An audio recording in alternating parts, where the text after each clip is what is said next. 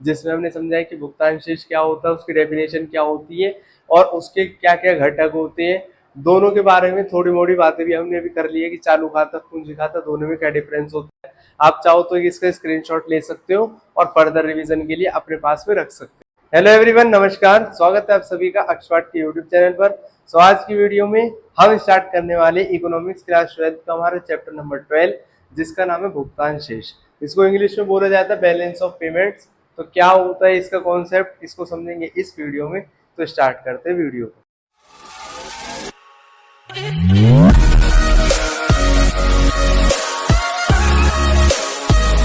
सबसे पहले हम ये देखेंगे कि भुगतान शेष का मतलब क्या होता है।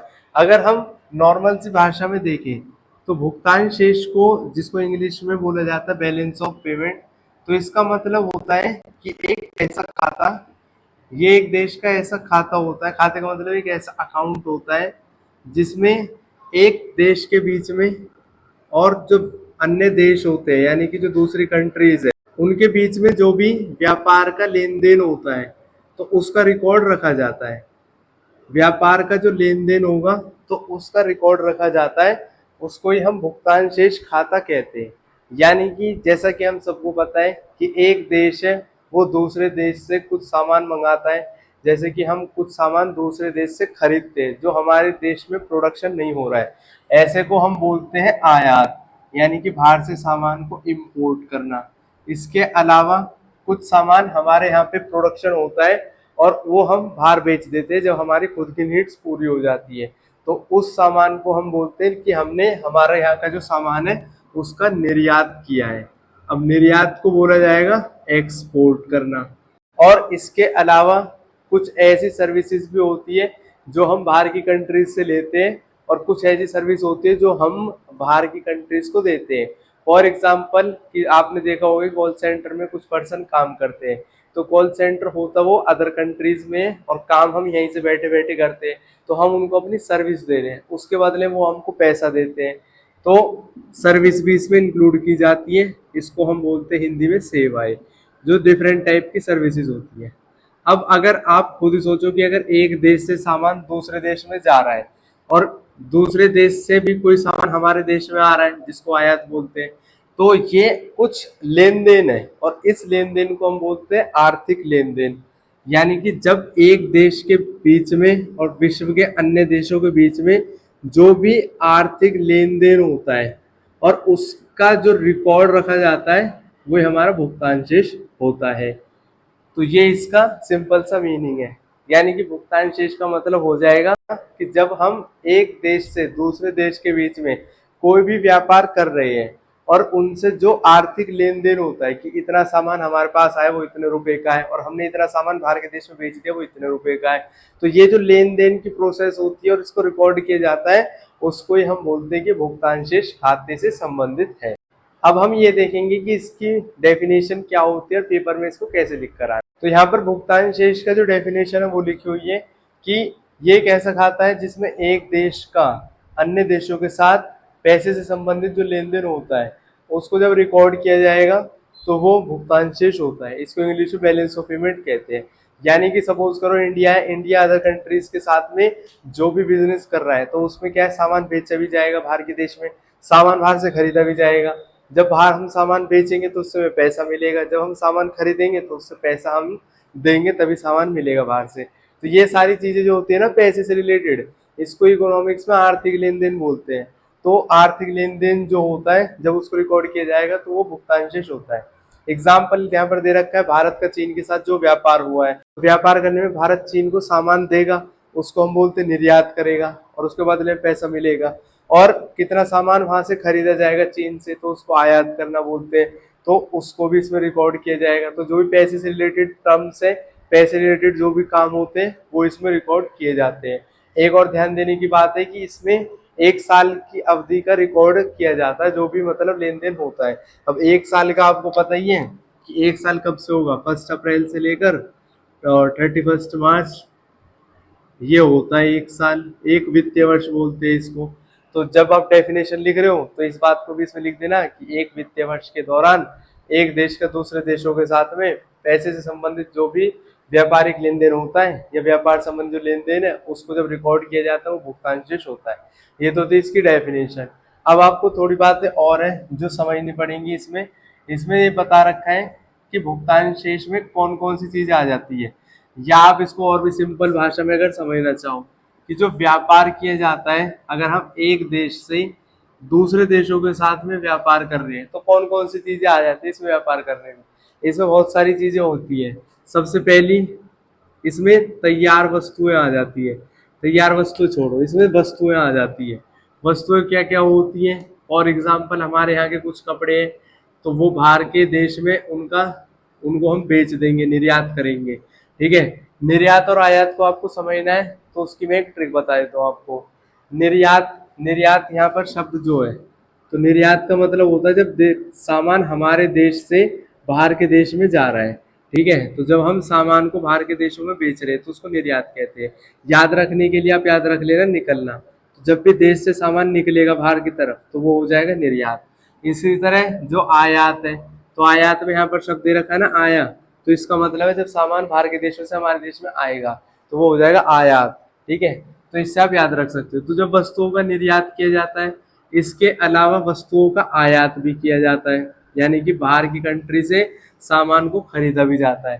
तो ये तो थे जो वस्तुएं जिनको हम देख सकते हैं। जैसे कि कोई कपड़ा है उसको आप बाहर के देश में बेच रहे हो, बाहर से कोई कपड़ा पसंद आया वो कपड़ा आपने खरीद लिया है। ये एक छोटा सा एग्जाम्पल है कपड़े का, और भी बहुत सारी चीजें होती है जिसको हम खरीदते हैं और बेचते हैं। अब दूसरी क्या चीजें आ जाती है, दूसरी होती है सेवाएं। सेवाओं का मतलब होता है सर्विसेज। सर्विस ऐसी चीज होती है जो दिखती नहीं है। अब सर्विस का एक बहुत अच्छा एग्जाम्पल है, जैसे कि आप स्कूल में जाते हो पढ़ते हो, स्कूल में आपको सामान नहीं दिया जाता, वो आपको सर्विस दे रहे हैं टीचर, तो वो सर्विस के बदले में उनको पैसा मिल रहा है, तो ये होती है सर्विस का मतलब। ठीक, अब सेवाओं को अगर हम समझे इकोनॉमिक्स के टर्म्स में, तो इकोनॉमिक्स में इसका मतलब ये हो जाता है कि जैसे कि कारक सेवाएं हमने पढ़ा हुआ है, गैर कारक सेवाएं वो भी हमने पढ़ा हुआ है, तो दोनों इसके पार्ट हो जाते हैं। अब इसमें ये होता है जैसे कि सपोज करो कि कोई इंडियन पर्सन है जो इंडिया में रह रहा है और वो काम कर रहा है एक कॉल सेंटर के लिए, वो कॉल सेंटर है अमेरिका का। तो कॉल सेंटर में काम करने के लिए उसको पैसे मिलेंगे इंडिया वाले को, कि वो इतने घंटे बैठ के काम कर रहा है, कॉल पे बात कर रहा है इंग्लिश में। तो जब इंडिया वाला काम कर रहा है तो उससे उसको पैसा मिल रहा है अमेरिका से। ठीक है, अमेरिका के जो लोग, अमेरिका का जो कॉल सेंटर है वो उसको पैसे दे रहा है, तो ये अपनी सेवा के बदले में पैसा मिल रहा है इसको। तो ये होता है सेवाओं का लेन देन करना। जरूरी नहीं है हमारे देश वाले काम करते हैं, कई बार ऐसा होता है कि जो हमारे यहाँ की फैक्ट्रीज होती है, बड़ी बड़ी कंपनीज होती है, वो बाहर के एम्प्लॉयज को हायर करती है, तो उनकी जो सेवाएं ली जाती है उसके बदले में उनको पैसा दिया जाता है, सिंपल।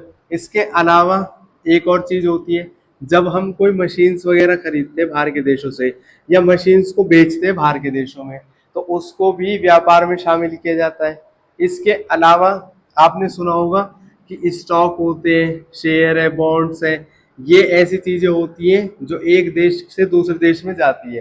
तो जब हम किसी दूसरे देश के बॉन्ड्स खरीदते हैं, स्टॉक खरीदते हैं, या कोई दूसरे देश वाले हमारे देश के, हमारी कंपनी के यहाँ पर शेयर वेयर खरीदते हैं, तो उन सारे जो व्यापार है उसको भी इसमें शामिल किया जाता है।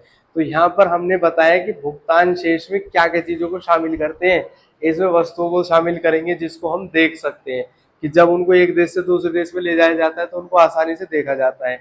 सेवाओं को इसमें शामिल किया जाता है, सेवाओं को हम देख नहीं पाते हैं। ठीक है, सेवाएं क्या होती है, सर्विस होती है, देखी नहीं जाती है, लेकिन जब इसको हम एक देश से दूसरे देश में इसका आदान प्रदान होता है तो इसके बदले में पैसा भी लिया जाता है और पैसा दिया भी जाता है, तो ये भी व्यापार का एक पार्ट हो जाता है। मशीनरी जो होती है जब एक देश से दूसरे देश में जाती है तो उसके बदले में पैसा मिलता है, या अगर हम बाहर से कोई मशीन खरीदते हैं तो उसके बदले में पैसा देना पड़ता है, तो वो भी व्यापार में शामिल हो जाती है। स्टॉक और बॉन्ड्स भी इसमें शामिल होते हैं। तो ये भुगतान शेष में इन सारे वस्तुओं और सेवाओं के व्यापार को शामिल किया जाता है। यहाँ पर एक ध्यान देने वाली बात ये होती है कि जब हम निर्यात करते हैं, यानी कि जब हम बाहर के देश में सामान बेचते हैं तो उससे हमें पैसा मिलता है, उससे जो विदेशी मुद्रा होती है वो हमारे देश में आती है। दूसरी तरफ अगर हम आयात कर रहे हैं, यानी कि वस्तु और सेवाओं को खरीद रहे हैं, तो उससे हमें पैसा देना पड़ेगा, तो यानी कि उससे हम पैसा दे रहे हैं, पैसा मिलेगा क्यों, अगर हम सामान खरीद रहे तो नॉर्मल सी बात है ये। तो ये आपको ध्यान में रखनी है। इसके अलावा आपको एक बात और ध्यान रखनी है कि जो वस्तुएं होती है इनको इकोनॉमिक्स में दृश्य मदे बोला जाता है। दृश्य मदे यानी कि इंग्लिश में इसका नाम होता है विजिबल आइटम्स। तो जब भी आपसे पूछा जाए दृश्य मध्य आपकी बुक के अंदर दे रखा है तो देखकर घबराना नहीं, आपको पता होना चाहिए दृश्य मध्य होती है जिसको देखा जा सकता है, और वस्तुएं होती है जब एक देश से दूसरे देश में वस्तुओं का आदान प्रदान होता है तो उनको भी देखा जा सकता है, तो ये दृश्य मदों के अंतर्गत आएगी। सेवाएं, सेवाओं को देखा नहीं जा सकता तो इसलिए इनको नाम दिया गया है कि ये अदृश्य मध्य होती है। सेवाएं सभी प्रकार की हो सकती है, कारक सेवा, गैर कारक सेवा, मशीन से बॉन्ड से, इनके लिए कोई ऐसा खास नाम है नहीं। तो ये आपको ध्यान में रखना है कि दृश्य मध्य क्या होती है जिसको देखा जा सकता है, अदृश्य मध्य होती है जिसको देखा नहीं जा सकता। तो यहाँ पर ये वाला जो टॉपिक है उसको आप समझ सकते हो, आप चाहो तो एक इसका स्क्रीनशॉट ले सकते हो। अब हम समझेंगे कि भुगतान शेष के घटक कौन कौन से होते हैं, यानी कि जो इसके मेजर कंपोनेंट्स है उनको समझेंगे, वीडियो को करेंगे कंप्लीट।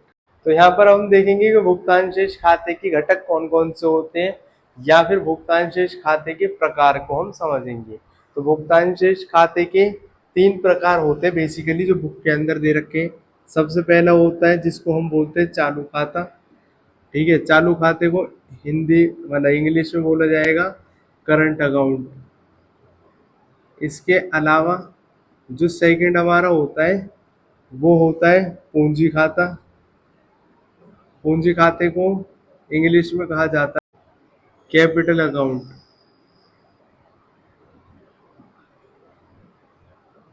इसके अलावा तीसरा हमारा होता है सरकारी कोष खाता।